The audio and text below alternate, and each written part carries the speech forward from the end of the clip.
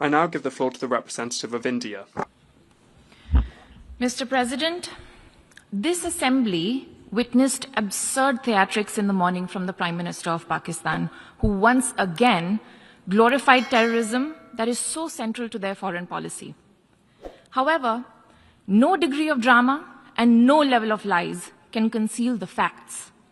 This is the very same Pakistan which, at the UN Security Council on 25th April 2025, shielded the Resistance Front, a Pakistani-sponsored terror outfit, from the responsibility of carrying out the barbaric massacre of tourists in the Indian Union territory of Jammu and Kashmir.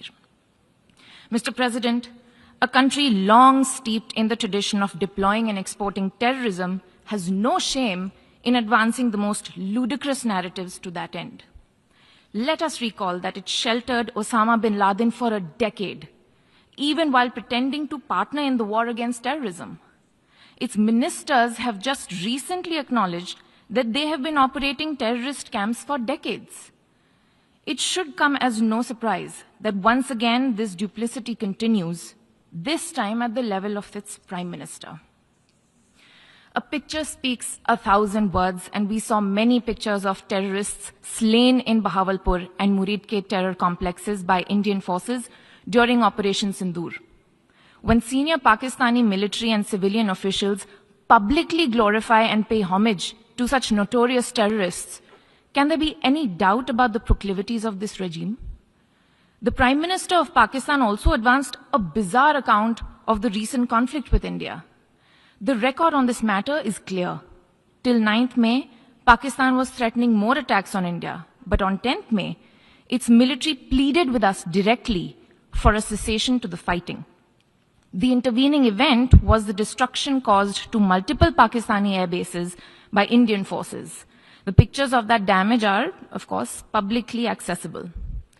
If destroyed runways and burnt-out hangars look like victory, as the Prime Minister claimed, Pakistan is welcome to enjoy it.